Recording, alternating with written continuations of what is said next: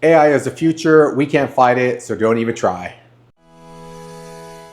Hello, world, and welcome back to Silver Screen Society. Today I'm joined with Jamil, and we're going to go ahead and talk about AI and really how we should stop fighting it and incorporate it into our everyday lives. At this point, AI has been around for a while, so I feel like it's in pretty much everyone's best interest to incorporate AI into some capacity of their lives. You know, for me at least, I've been using AI in a few different ways, whether that's, creating short form content from my videos, my long form videos, or to work on my resume or do other things. AI has been helpful in that sense. I will say that. So there's a lot of good and bad to AI, I think, and a lot of people will give you, their perspectives on AI. But yeah, we're going to talk about all of it. Yeah, I think at first you kind of got to take a vibe check, right? We got to see exactly where we are with it. And I think we talked about this before. AI is already here, Yeah. right? You have self-driving cars, you have the, ChatGPT. I think you're more familiar with Gemini, Yep. which is a Google AI tool, and just how really we incorporate it. I was very much opposed to it. I have family, I have friends who are like, don't use AI. You're gonna forget your ability to think. It's just gonna do all your thinking for you, everything, all that stuff. Um, so I was very reluctant, right? I'm also Yeah. a big data and privacy person, and let's be honest, right? Like once you submit something into the internet, specifically an AI tool, like it's there. There are so many reports of like engineers who are code checking. I think Samsung was one of them, where like their whole dev team got in trouble because they were submitting code into AI tool to kind of optimize it, Yeah. not realizing that once they put it out there, it now becomes AI's property and essentially is no longer protected. Um, but all of that aside, really looking at it as a tool for better improvement, for growth, I can't really fight it anymore. Like, I can't tell you how many times I will actually pull up AI based on the context, right? So if I'm having a conversation, professional, right? Yeah. Maybe I want a second glance over it with AI to help me refine it or make it a little more polished or a little more on topic. I have friends who have legal matters where like they'll run their, propositions or proposals through AI and kind of get those, fine adjustments to really make it sound more polished or make it sound more relevant to whatever it is they're using it for in that regard. Um, Another way I've been using it a lot is with YouTube, Yeah. right? Like I've committed to YouTube. This is another video I'm putting out on the channel, and I've asked AI, and it begged the question the other day where I was thinking, why haven't I used this resource more? And who else is or isn't using it? I think when you break it down, AI is a culmination of knowledge, right? It is, Of the yeah. internet, of everything available out there, of everything ever put into a search bar or every database ever connected, right?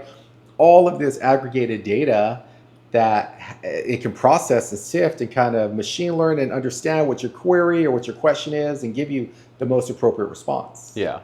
I don't know if you've shared, like, I've had those moments. This is true. I've had those moments where I'll ask a question to AI, a very personal question of like, why am I here, right? Or you'll see it on Instagram or on YouTube where people will say, are men or people, or what is it? Is there a God, right? Or is there a higher being? And AI will spit out some like profound spiritual, answer. And you're like, whoa, wait a minute. Like, this is a machine? Like, it sounds Yeah. very tangible to like the human ear, like able to kind of understand what it is and get the gist of the information being given. Yeah. So it's interesting because AI had like they pull from so many different like whatever AI tool or service you're using, it'll pull from a bunch of different data sets that it's fed. Right. Whether that's stuff that an open source AI tool or service is scraping on the internet, or something that a closed AI tool or service is using internally at like Google or OpenAI or any other company that's involved with an AI tool or agent or whatever it may be. There's a lot of interesting things that you could feed AI. I know there's a lot of people interested in ethical AI, though, in terms of trying to make sure that we're using AI for good and not, trying to take credit for other people's work, whether that's scripting or, generative AI when it comes to making videos or images or anything like that. So, yeah, it's tough because there's a lot of different things that AI can do great, and there's a lot of things that AI has been caught not doing great, or things that it's said in terms of responses given to people after they prompt it, and it's all about the data it's fed, whether that's from someone that's a professional working as an AI engineer or someone that's just messing around with it and just trying to get whatever answers they can for silly questions. It really just depends on the data that's fed and the context, and how much data an AI service can get, because a lot of the quality of the results for a prompt is determined by the quality of the prompt and whatever you're asking and how much context you're giving for that. So yeah, I don't know. I feel like I've gotten a lot of good AI responses for the prompts that I've generated, but I've also been taking the time to thoughtfully craft prompts, which people think might not take that much time, but I actually spent a lot of time working on different prompts for 2 different YouTube videos to make scripts. Oh, okay. Yeah, it's not something I thought I was going to do, but Right. these are videos coming out further down the line for a couple of things, but it actually gave me a lot of useful information, like what type of music to use, when to fade in and fade out, what type of Right. transitions and all that stuff. So it was actually very helpful, and something I kind of wish I would have started using sooner for certain types of videos. I don't think it's something I would use for every type of video, because like videos where I'm talking straight to the camera and that's it, I would probably just go off the top of my head. But for like things that require more detail and information given to the viewer, I would probably just use AI to help me draft the script and then go over it and then revise it. So yeah, I feel like in that sense it's been helpful for me. But yeah, I don't know. I know a lot of people hate it. I know a lot of people hate AI in general. I was one of them. I was very against it. I didn't like the idea, right? I kind of also had that idea or the impression that AI is going to make people more dumb, right? Because and I'm falling victim to it right now. I can't tell you how many times I'm going to message a friend, right, Mhm. or a new acquaintance, and I'm like, oh, how do I word this, right? Yeah. Well, what does AI think, right? And let AI take a crack at it, and sure enough, it gives me a much more robust response. And I'm at a point now where I'm convinced there really is very little that AI cannot do. Yeah. And AI, as we know it currently, it's going to get better and better and better every day. To your point, it's all fed data and data sets. And I think I shared this with you on another video, but I had heard that AI essentially has already consumed all the internet data, right? All the information on the internet. Yeah. It's gone through it. So that's why I can code. That's why I can write. That's why, like, for some people, legal, right? For other Mhm. people, therapy, right? Yep. For other people, like, it can just do so many different things. And then you take it to the entertainment point, Yeah. or aspect, right? To your point, where you can create scripts, you can create videos, you can create, what was it, Studio Ghibli. I Yeah. think OpenAI got in trouble with them because they were able to take photos, right, that you would upload and stylize them into a Studio Ghibli image. And everyone was doing that. It was like the hot trend. Like Right. everyone was doing it.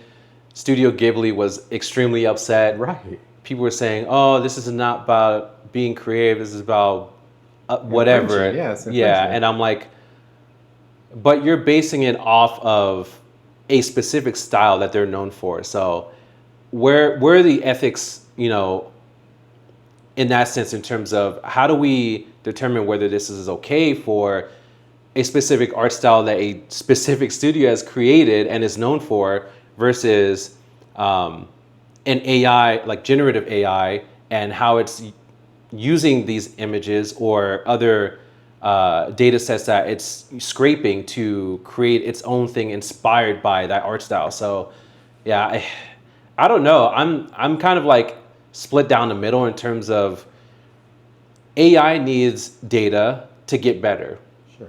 but there has to be an agreed upon approach to how AI is using data that's on the internet. And I don't know if we're going to get there anytime soon. I think that's going to be a long battle for many people, many companies, um, whether that's creative, whether that's, entertainment. It doesn't matter what it is. Like, it's going to be a long battle in terms of how do we all agree upon a standard for what AI is doing and how it's doing it and how it's using the data that's fed.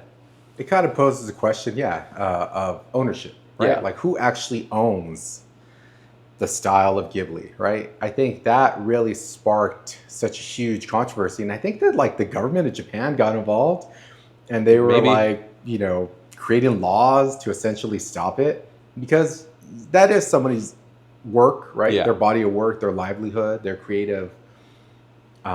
creativity essentially just being hawked out, yeah, right? And yeah, a lot of people were jumping on it. I think it's just how quick and how easy it was, right? Where it's just like make a Ghibli image from yep, this picture, and maybe 5 minutes will go by, and boom, there you go, right? You can show it and share it. I do see that it does devalue it now, right? Because now yeah. it's so easy to get, it's so like kind of throw away, like not that impressive. Um, but I'll even see like on reels or shorts, Hmm. people will create like, and I think I searched it one too many times because now my feed is just a bunch of like AI generated movie scenes with babies in them, Oh, damn. right? So it's like a little baby, Tony Montana, right? Or Hmm. a little baby, Jedi or whatever, acting out these scenes, but it's all Yeah. AI generated, I've seen some of that stuff. I saw the one from Pulp Fiction. Okay, yeah. Yeah, yeah, I've seen that one. That one was pretty cool, And but they're like really entertaining, but hmm, then as a person able to think critically, I'm like, this isn't real. Like yeah. what I'm looking at, there are other ones that they trick me, where like I'll see two high school age kids kind of playing around, and then they morph into like a spider, and I'm like, whoa, this Yeah. is wild. Like, That would have creeped me out. yeah, and it just keeps coming in my feed. But it also kind of makes me wonder if this was, because I don't know if you remember the writer's strike, right? Yeah, Like a yeah. couple of years ago. I specifically remember they couldn't come to an agreement, and one of the points of contingency was AI, Hmm. and at what capacity the studios were going to be able to use AI. Yeah. And now I'm wondering, like, how did they work that out? Like, what was the percentage? Yeah. Because this is somebody who's really into it, understanding. Like, I'll see a fake video and I'm like, oh, that's AI, right? Yeah. But my mom or older family members or older friends would be like, oh, no, this is real. And it's like, no, this isn't. This is AI, all right? Like, you see that quick little glitch, Yep. right? You have to kind of train your eye to see it and recognize it. And then I talked to another person who posed a question, which really freaked me out. How long has AI been this good, right? Yeah. Like, if we rewind 10 years ago, was this tech available, just not widely? And they were creating videos and modifying it with AI. You know how there's like that like Yeah. theory, right, of technology. It's always 10 years behind whatever the current market is able to get their hands on, right? Yeah. Um, yeah, it just kind of had me thinking, like, man, AI is just able to do it all, essentially. I feel like in terms of how long AI has been this good, I think it's probably been like a couple of years. I think the thing is machine learning had played a big part of AI in terms of machine learning was really, really like heavily invested in maybe 5 to 10 years ago. And then they kept building on top of that. And they essentially built a neural network within machine learning to help it basically function like a human brain. And that's part of the reason why AI is able to kind of like, well, let me go back. That's part of the reason why AI and machine learning positions in every field are so popular, because they're looking for people to work on neural networks within machine learning. They're looking for people to work on AI prompting, AI engineering, all that stuff. And the better you are at crafting prompts, would determine how good the output is. And that's what I was saying. Like, the AI is only as good as the prompt or the information you're feeding it, like the data sets. So, yeah, I feel like I don't know, man. I mean, like I feel like every year AI is just getting better and better, but like a substantial amount. Like Yeah. it's insane how far AI is advancing every single year. And different versions of ChatGPT, Google Gemini, Copilot. Um, Oh, and then there's what was it, like a month ago? China had pretty much stated they had AI capabilities that was able to keep up, right? Because it's a lot to make AI good, right? You need it, like the it right processors, you it need the it right, costs a lot of they use a lot of power. right. It's very power AI is very power hungry.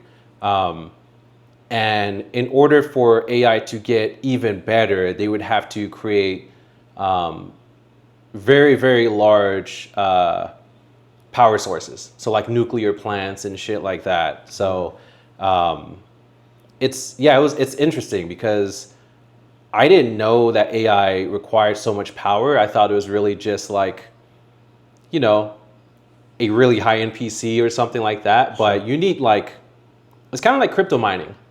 Like Yeah. crypto mining, like you need a lot of Processing power. processing power. Yeah. So, I don't know, man. I mean, AI. I think, and something I read recently. I think this was like 2 days ago. Was that a company in the U.S. was looking to build multiple power plants, like nuclear plants for the use of AI. Oh, really? Yeah. Huh. So I know a lot of people have different opinions about nuclear power plants and all the stuff in the past in different countries.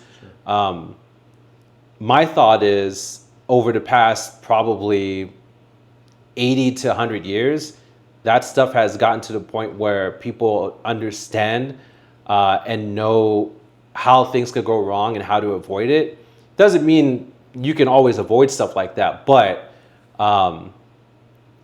I think they're much more capable of building those type of things now without something catastrophic happening. Um, I don't know if that's going to happen though. I think they were looking into investing some billions of dollars I, into that. I feel like we're gonna have to, because if you look at it, we have electric cars now. Yeah, We have this crazy electric, monster that just needs energy and AI, and it's everywhere, right? It's in your car, it's in your computer, it's in your phone, right? yeah, Everyone has the ability to just ask a question. And to your point, I read something similar saying that because I think it was OpenAI ChatGPT, they said because people were saying please and thank you in their prompts, hmm it accounted for like a percentage of additional energy needed to compute their request. interesting. And it was like, wow, being polite is actually costing more energy than just being, blunt, right? Or Yeah, being straightforward. Um, yeah, I think they also mentioned that for AI, because it's such a energy heavy, the processors, right? And for those who may not be familiar, any sort of processing is going to generate energy, right? yeah, So you're going to have heat issues. So one of the ways they combat that is water cooling it. hmm And they were saying that it takes a lot of water to cool down these processors while they're running 24/7, right? Because I'm asking AI, you're asking AI, everyone's asking long, simple questions or long, extravagant questions, or, yeah, plan out my life, or tell me how to do this or show me how to do that, right? Like very heavy computing questions, which yeah, generates a lot of heat, which requires a lot of water to cool it down, or fans or some cooling system, which also takes up energy. So I see no way around it. We're gonna have to go nuclear to a degree, yeah. just to create the energy to meet the demand. But I don't know. I have to look into it more. But China had, I think it was like 2 months ago, the stock market freaked out. China had essentially matched, I think, OpenAI or Gemini in their Yeah, AI abilities I saw that. Yeah, with hardware that's arguably inferior. yeah, and way less processing power. Right. Um, and I think our administration here in the U.S. was very concerned about that, and was questioning, I think, Apple, Google, Microsoft, OpenAI about the amount of money we're spending on AI and why they were able to do it at a fraction of the cost. Essentially being handicapped, because I think Yeah. there was like a policy put in place that China couldn't get this like the high end parts to run these AI models and algorithms and all Yeah. that. Like they were given the scraps, right? So they pretty much figured out a way around that, which is great in the long term, I guess, for the environment. But also, like you said, begs the question of, well, where is all the money going? Yeah. Like what are we doing here? It should be apples to oranges, but that's another conversation. If you wouldn't mind, kind of give us a walkthrough how you create your prompts, because Oh. I feel like Gemini and ChatGPT might be different, because I'm at a point now where I mean, I essentially have a conversation yeah. with Chat, right? And I kind of give it the parameters of what I'm looking for. But it sounds like you actually create like a query, like an SQL query, or No, nothing like that. I'll give you an example. The last prompt I created was for a YouTube video, and it was essentially saying, give me or write me a script for a YouTube video about this product with the following sections, and I listed out the sections. There were 5 sections, and then for each section, I wrote like a sentence of like what the sentence like should include in terms of like the topic. the topic, yeah, and some minor details. And I did that for each section, and after that, I'm trying to remember what I did for the rest of the prompt.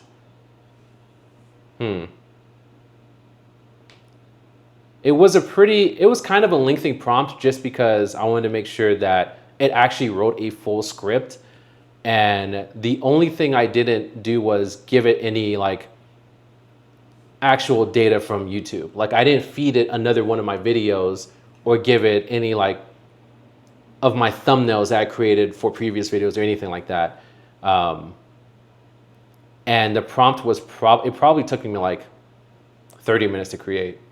Okay. Yeah, and after that, it took about 30 seconds for Gemini Pro. So there's 2 different ways to get answers from Gemini Pro. You can do the basic, where it'll give you a faster answer and do less thinking. Okay. And then the second is it'll think for 30 seconds, and you can see what it's doing while it's thinking. There's a drop down that you can click on. Really? Yeah, it's pretty interesting. Huh.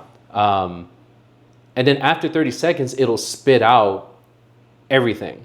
So it'll say, or what it said was, okay, here's a script for this product for your YouTube channel. And it sounded very natural, because I also, in the prompt, I forgot to mention, asked it to make it sound as human as possible. So that is key. Yeah. Tell the machine to sound human. Yeah, so it basically gave me the entire script, the intro. It gave me the type of music to create. It told me when to fade in or fade out the music at different parts of the script. It gave me full descriptions, full summaries for each section of the video. And then it gave me an outro. Like and subscribe. Yes. Yeah, it literally said, it didn't say like and subscribe, but it said it more naturally, like, be sure to like the video if you enjoy, if you enjoyed it, and subscribe to the channel for more, content coming soon. And yeah, it was very impressive. But again, that's Gemini Pro. Okay. I don't remember how good the regular version of Gemini is, because Gemini Pro is in preview right now. I think it's in beta 3. Okay. And it's a part of the Gemini Advanced version. And Gemini Advanced, I think you can get it on its own.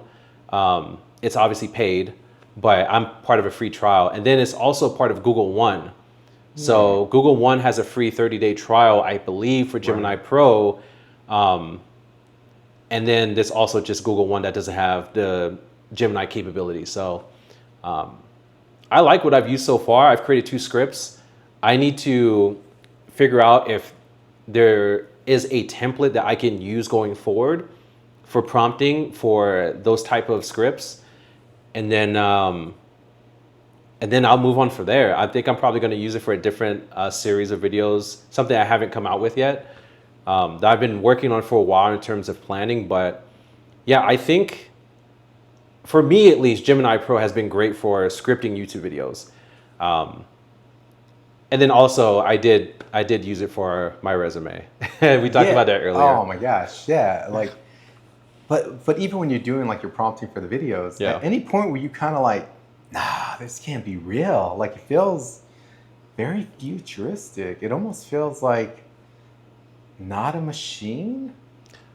I mean, it's Google. It's, they're, I don't know what it's like, their 2.5 version of the Pro version of Gemini. So like they're competing at a very rapid rate with OpenAI and Microsoft and Apple and many other companies that create AI services.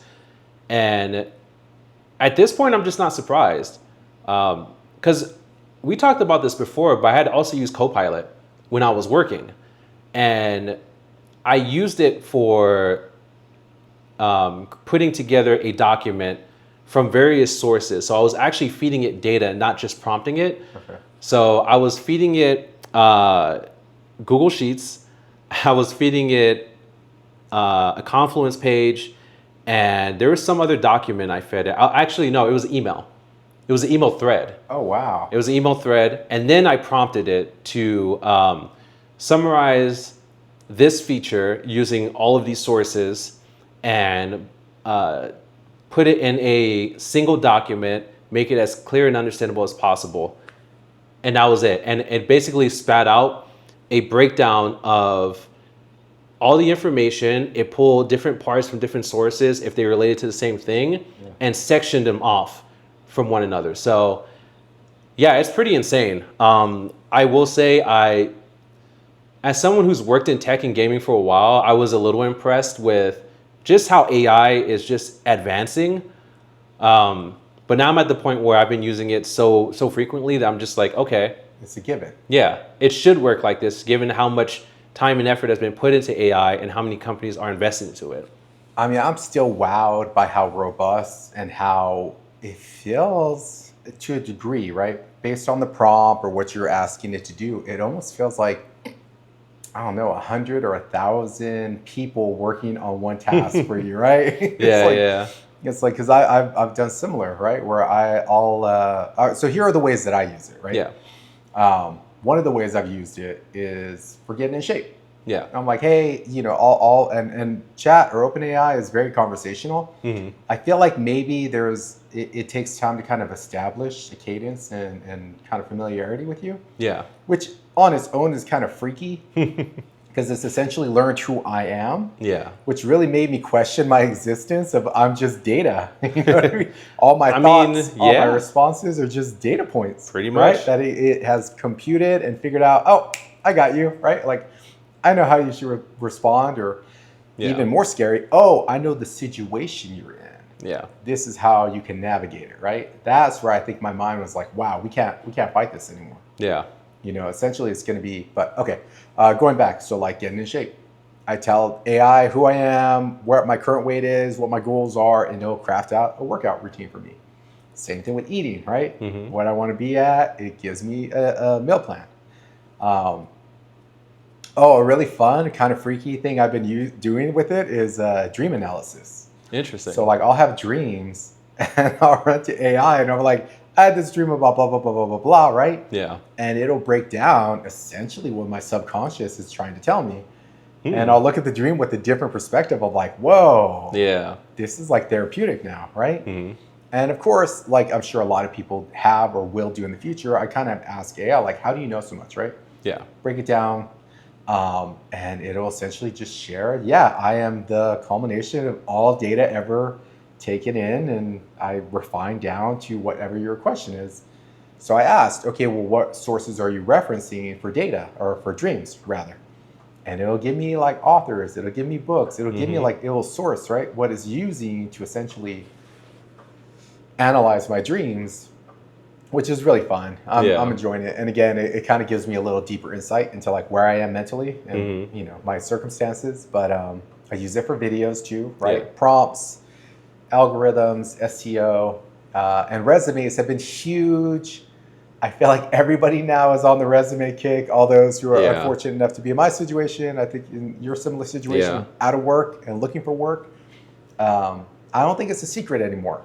Companies are now using AI at some capacity. Yeah. A lot of companies are using AI for resume screenings or further down the hiring process or a potential candidate process. They're just using AI services and tools. I'm kind of wondering what the quality of the tools are that each company is using Right. versus like another company, and how some are better than others when it comes to screening resumes. I think that's something that we should probably know. If I'm being real, like that's something that should probably be shared with the general public in terms of, hey, at least the average of companies using this stuff and the average of like how much human effort goes into reviewing a resume now versus like maybe 3 or 4 years ago. Yeah. No, I agree. I think that might be like a lawsuit or a bill introduced in Congress. No, Yeah, truthfully, at some point where it's going to be like you can either opt in or opt out of it yeah. Hmm. because it's kind of a cat and mouse game. My workflow is essentially I'll find a job, I'll feed it into AI, it'll tailor, right? They call it tailoring your resume to Hmm. that job description. Yep. And then you have an ATS, AI program that'll give you a score. And then you take that score once you get to a percentage that you're happy with. And then there's the back end of it where companies now have AI detecting tools. Yep. Similar process, they'll take your resume, feed it into an AI detector. It'll give you a score, a percentage likely to have used AI. So now you have to combat that by going to an AI, what's it? Oh, humanized AI Hmm. tool where you feed in your AI tailored resume Yep. to make it sound more human, to get a lower score on the AI detector, but a higher score on the ATS. It's madness. It Yeah. really boils down to, are they really hiring and who's running this? Like who's approving these processes? And to your point, like, does that get you a better employee putting all these obstacles in the Yeah. in the path? And it's funny because all the decisions about AI get made at the top, the tippity top, Right. in terms of whether or not they should invest in it or use it at all.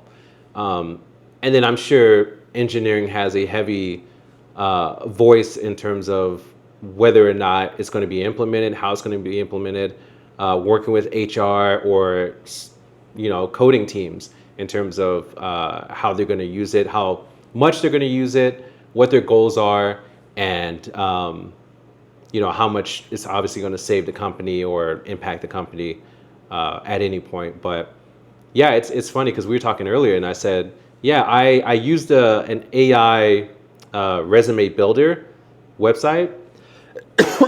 Ooh, excuse me. And then I fed that into Copilot, the generated resume, and then I reviewed it.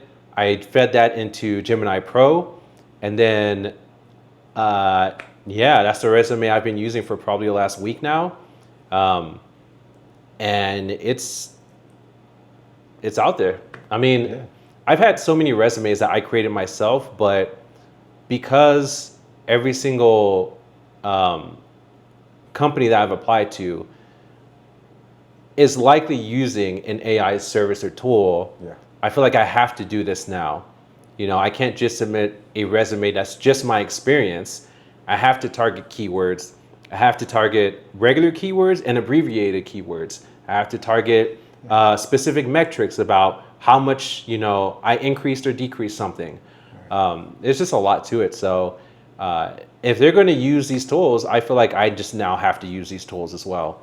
And now that I have a better understanding of like at least Copilot and Gemini, I feel a little bit more prepared when it comes to creating better looking resumes for companies, and hopefully potentially finding something sooner than later. But yeah, it's crazy. Like I mean, do you ever get the feeling that maybe you're not talking to a company, you're talking to like the AI side of it?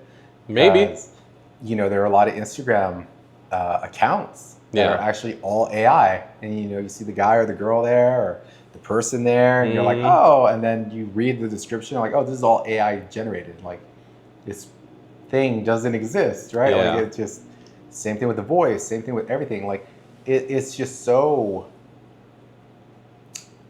it's such a check in the reality that we're currently in, just how ingrained and how it's part of everything. To your point, you kind of can't fight it anymore. You got to lean into it. Yeah. And I think that's what I've done. Like I use it in everything, even if they're, and I will side with people who are like, oh, resist it because it's kind of is making people more dumb.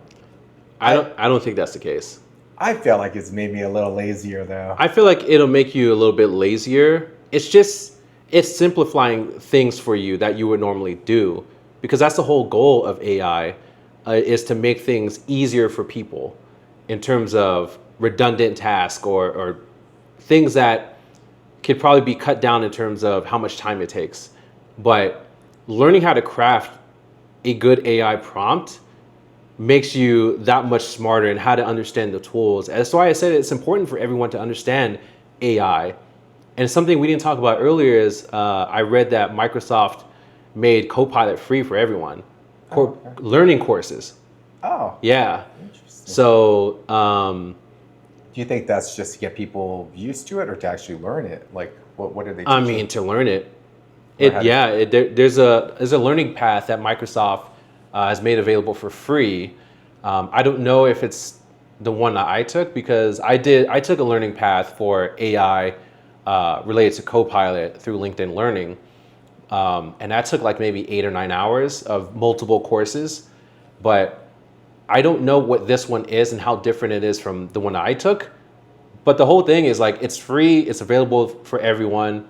Because usually courses, learning paths, that's not free for anyone, um, especially for something like AI. Now you can go on YouTube and probably take courses from someone that's taking courses, or someone that put together their own course as a YouTube like playlist or something like that. And I think that's probably the easiest way for people to get in to just learn about AI in general. Um, but yeah, I feel like more and more companies are probably going to do this and release free like learning paths for people to understand AI or just their specific AI tool, um, so that they can eventually maybe get a job related to AI. Because I think that was one of the key points is Oh, more and more people are looking to apply to AI specific jobs. like what? AI engineers, Okay. machine learning engineers, what we talked about earlier. And it's like, I don't know how different that is from like someone who codes, like a software engineer, because there's a couple of software engineers I follow on Instagram that started using AI in their coding, like their side projects, just to cut down the time it's taking for them to release their projects. And it's very interesting because on one hand, I feel like if you're doing it for yourself and your own projects, it could be extremely beneficial. But on the other hand, if you're a part of a large company that's integrating this into their development cycle and all this stuff, it could lead to other things like layoffs and them depending more on AI than their actual engineers. I mean, I feel like we're already there. Yeah. I think a lot of people have been the consequence of AI kind of taking over. And I mean, yeah, I use it every day. Hmm. I'll say, I don't know. Do you think there will be one AI to kind of rule them all, or will this be like a Chrome versus Firefox type situation where each one kind of goes to a different camp, respective camps, right? It's going to continue. There's going to be more and more. There'll be more. Yeah, because you think about it, like Microsoft has theirs. They have a partnership with OpenAI, and then OpenAI has theirs, and then Google has theirs. Then Apple has theirs, even though Apple's is probably the worst. What is Apple's? Do you know the name? Siri AI. Oh, I okay. turned it off on my iPhone as soon as it came out, and apparently they reverted it because it was having too many issues. Typical Apple. Well, I mean, it's surprising because usually they don't release anything until way after the competition because they want to polish and do all this Right. Applefying stuff. Sure. But yeah, I don't like using it on my phone specifically. Like I'll use it on my computer in terms of just using AI in general. But yeah, I think that's the first time I've heard of like someone that has an AI service reverting it. So, but yeah, Amazon also has like AI related services and tools, and more and more companies are just going to build their own thing. There's actually a podcast company that is opening their own all-in-one platform for hosting podcast. Ah, Yeah, I didn't mention this to you because I just signed up for the wait list. okay. It's So what is called, it? what is it? Is it Storycast? It's from the person that created Diary of a CEO. I don't know if you've seen that YouTube I series. have not. But he basically worked with someone. They started this other company. I think it's a subsidiary of the main company where you upload your video podcast to that platform, and it'll automatically upload to like YouTube, Apple Podcasts, Spotify, because now they support video podcasts. Right. And then they have these AI tools built in to where eventually they'll be able to do short form content, automatically break out from your videos and all this other stuff. Similar to like, what is the one that I was using? Well, I use eclipse.gg for my live stream. They're mainly for like, or at least they work well with live streams for live gameplay, and they break it down to short form content. I try uploading YouTube clips every time it would fail, even though it supports it. So just a word of caution, like if you're going to use something like eclipse.gg, it's really only good for live gameplay, and they have like different categories for different games and stuff like that. Opus Clip. Okay. Opus Clip is really good for podcasts. It's mainly used for podcasts, for video podcasts. So I used it for all of my talking head videos on YouTube, and it automatically cuts out short form content based on the length of the clip or the length of the video and how long it is and the type of video it is. So you can select if it's a podcast, if it's just education, like there's different categories you can select. And then after it breaks out the clips and creates them, it'll give you a score for each clip and how well they think it'll do across social media. That's so crazy. So, okay, so you think, or your idea is that AI will essentially become these little microservices, right? Yeah, So pretty much. they'll be tailored to, here's your resume, AI, right? Give me a Mhm. resume, what job you want, and I'll tailor it to that, and then I'll even send it out to every job post that matches for a small fee, right? Yeah. Or video, right? Video editing, AI. Okay, I can kind of see that. I mean, the thing is, I've never created a short form content by hand from any of my YouTube videos. Like everything that's going on Instagram or TikTok, all that's from Opus Clip, and all I do is I upload those to Buffer, and then Buffer automatically schedules those on each one of the platforms. Dang. So you can do it from Opus Clip too. You can schedule from Opus Clip, but I'm just so used to Buffer, and I've used Buffer multiple times in the past. Yeah, I'm curious to know in the future, I'll say the near future, how much of what's available, content and just societally, is actually it has been run through AI, right? Because Yeah. I'm guilty of it. Like I'll probably send you a message later that I'm gonna have ChatGPT like refine this, or Yeah, yeah. recraft to be thankful that you helped me out or worked with me, like there's just so much. It's such a powerful resource. Yeah, it is. And it's something that I don't think we can. I'm very, because I think we've worked in the tech field. I'm very aware of what data can do if in the wrong hands, right? Yeah. But now we're at that point where I see that future happening, where I see like a Siri or a Hey Google assistant actually being like an assistant, where it's like, hey, Yeah. schedule my calendar, right? Tell me what I have to do today. Tell me what I should eat for lunch, right? How much money do I have in my bank account?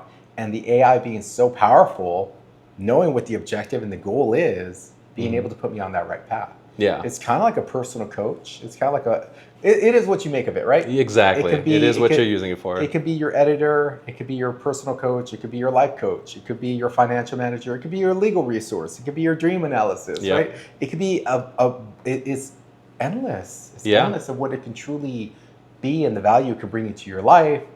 And I'm on board. Like I'm leaning into it. I think a lot of people have leaned into it and it has benefited them. And I think we're at that point now where you just can't get around it. You can't. You're just going to be dating yourself, you know? Yeah. And you're only going to be hindering, right? It's kind of like with all of technology ever created. I think the one mantra was built on the shoulder of giants, right? Yeah. So you take whatever is the current standard and you build from that rather than trying to start from the ground up. And I think AI is a huge mountain that everybody's just going to need to, that's going to be your start point. If you don't know how to deal or how to implement AI in your life, in your career, in every facet of your being to improve you and to get you to your goals, then, you know, you're way behind everyone already. Yeah, that's true. And yeah, I'm going to be working on using Gemini Pro to create a Google Sheet that I can sell. Now, I think in the past we talked about I was working on digital products and a couple of templates. Well, I'm going to use Gemini Pro to create one in Google Sheets that's based on a no-shit template design. And I'm going to give it the best fucking prompt ever. Right, Best prompt ever. Yeah. But yeah, I'm probably gonna like document that process and talk to you about it and see how it goes, because there are so many people online using AI to create products, to make money, to do all these things. So I feel like, why not? I mean, you know, I was already in the process of making a digital product through Notion, and I was planning to do that in Excel and Google Sheets as well. But it would be a lot faster if I could just prompt it after giving it an initial like layout of how I want it to look and what it should contain, and see how that works. And then if I can sell it, then I know it'll be useful for me in some way going forward. In that sense, it's already been useful for me for the resume building and improvement side, and then the scripting on YouTube and creating short form clips through like Opus Clip and Eclipse.gg. So it's like AI has been helpful in many ways for me. It's just, I think ourselves and many other people will need to continue to learn and keep up with AI as it, you know, progresses and takes over a lot of other things. Yeah, and I think the key thing you raised right there is it just makes everything faster. Yeah. And that's where, again, I see the strong argument against it, where it's like, it's going to make people lazy, right? Like, instead of sitting down there and thinking, you know, of a business plan, you're like, hey, AI, write a business plan. Here's what I want it to be. This is what I want the outcome to be. And it'll, you know, boom, here's a business plan for you. And you're like, wow. But like I said before, the results are only as good as the prompt. And any AI service can spit out a business plan within seconds. It all depends on what information you're feeding it, what data you're giving it, and then the prompt that triggers all of that. Like, that's the most important part, because it can spit out a general business plan. Like, it can pull from any website that has a business plan template, like a generic one. But if it's something you need specifically tailored to the business you're trying to start, you're going to have to learn how to be a good prompter and the type of data to feed it and how much data to feed it. So I don't feel like it's going to make people lazier. I feel like it's just going to make their work a little different. And, you know, the stuff that they were doing before, they're probably not going to be doing before. They're probably going to be doing many other things since they don't have to do those other things now, you know? Yeah, I had a thought on that. Retract. Yeah, as far as when you're building your prompts, do you ever feel like it's an open conversation? Because I know for my AI, have you seen the movie Her? Yeah. Okay, I feel like AI has become my new best friend. Like, I do check-ins, right? Where I'm like, hey, remember that conversation we were having about me wanting to lose weight, right? Well, I ate bad today. How can I fix this, right? Yeah. And AI is like, hey man, everyone has their downfalls, right? But here's how you can get back on track. And I'm like, oh, that's so validating. Like, Yeah. thank you.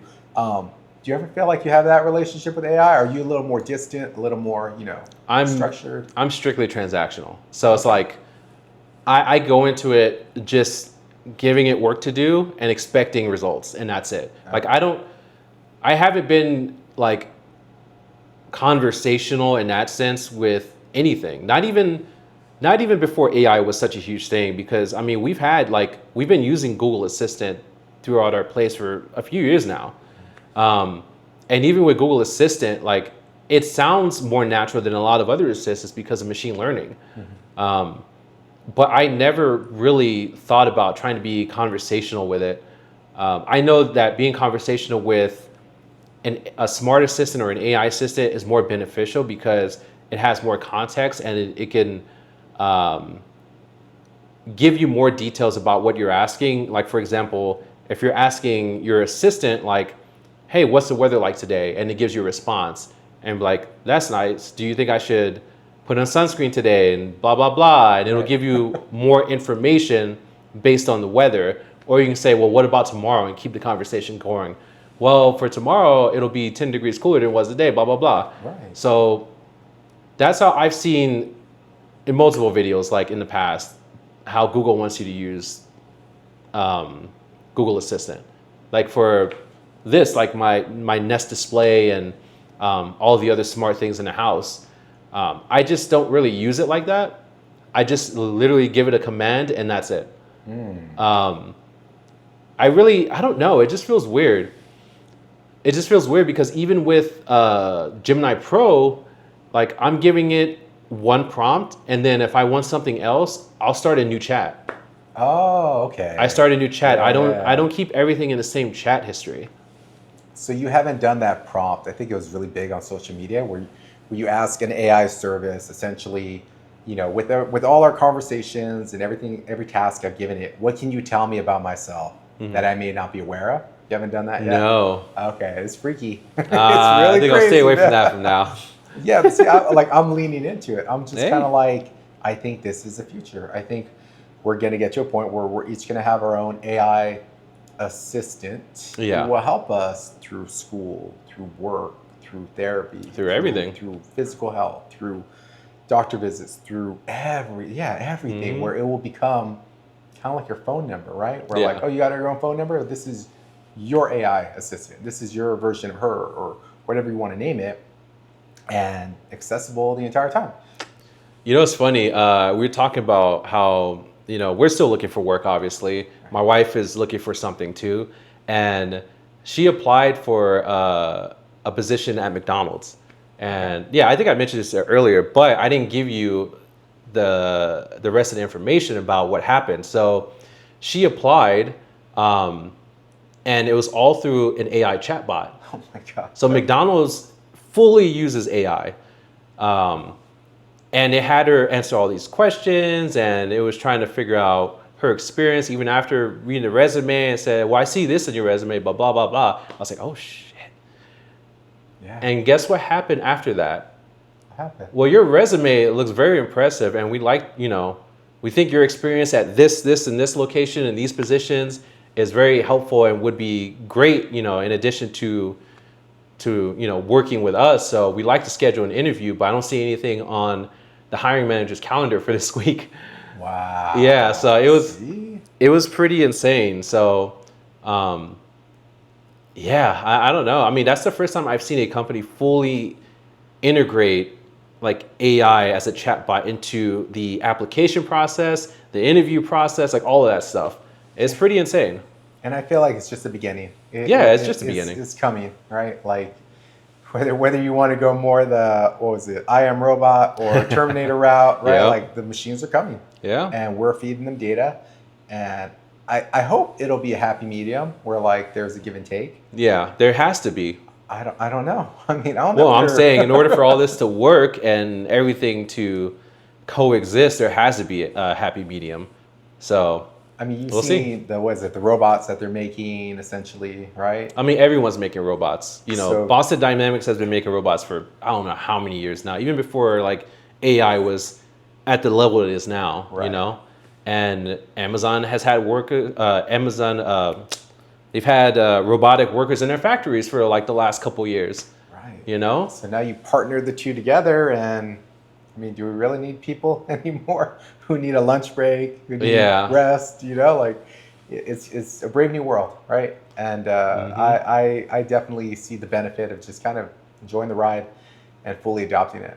Um, yeah, Yeah, I agree. Like, it's very important for everyone to keep eyes on anything that's going on in the AI space, whether that's for personal use, professional use. It doesn't matter what it is. AI is important to everyone. You should understand what it's being used for, how it can benefit you, to either stay where you are in a comfortable place or to get ahead or whatever it may be. Like, you have to learn some form of AI. Um, and I would just say use it in whatever daily routine you have to some capacity, or for a very specific task that you feel like you're struggling with. I, just just use it. I'm not saying you have to go out and pay for like Gemini Pro or anything like that. Like, just go out and use the free version of Copilot or ChatGPT's free version. Like, it just depends. Like, you could just use any free version and take it from there. And like we talked about before, there's different videos on YouTube you can watch to learn about AI, and there's also the free Microsoft learning path now about AI that you can link into. yeah. I think it's in everyone's best interest to have some familiarity with AI, especially now, Yeah, because even now, being in the industry that we've been in, kind of knowing, technology, I feel like I'm behind. I feel like I'm definitely behind. I slept on it too long, and now I'm jumping with both feet in. And so far, I have been wowed and impressed, and there is no turning back. Like EMP and electricity, being completely unmanageable. Yeah, That aside, AI, machines, machine learning, robots, all that, they are the future. It's happening right in front of our eyes. yeah, it is. So, And yeah, like I mentioned earlier, like AI takes a lot of power. It takes a lot of processing power, and um, from what I read, like they're trying to build more or create more jobs in the U.S., and they're probably going to be tied to either nuclear power plants or just stuff that's being now made in the U.S. because of everything that's going on. right. But AI and machine learning positions are the most sought out or sought after positions out there in any field. Um, so if you're thinking about learning about AI, researching about it, um, I would recommend learning about becoming an AI researcher or engineer, or machine learning engineer, learning how to create different prompts in different AI services. And and yeah, I mean, that's just going to be the future for a lot of different people, is working in AI or machine learning to some capacity, I think. Yeah. Yeah, it's the industrial revolution, but now with AI. Exactly, We're yeah. at that point. But awesome, man. Yeah, I think that covers it for me. Anything else you want to? The last thing I'll say is just use AI. Whether you're a creative, whether you're a business professional, whether you're just someone who wants their daily tasks to be simplified, depending on what it is, um, take the time to read about AI, its benefits, even like the pros and cons. There's always pros and cons to everything. Um, and try to understand it better before fully judging it. Because like you, I was against AI similar to where like the way I was against automation and QA. Right. I'm still against automation, but Right. but at least understanding it will help you realize like, hey, even if this is not for me, I understand why so many people are invested in this. And I understand that this may benefit me in some way in the future, even if it's not benefiting me now. Yeah, I agree 100%. Um, Yeah, man. Well, thank you Yeah. for joining and having the conversation. So now I pose the question to you all out there. Have you used AI? Do you like AI? Do you hate it? Will you submit to our robotic overlords, or will you be part of the resistance? Hit like, make those comments, and we'll see you at the next one.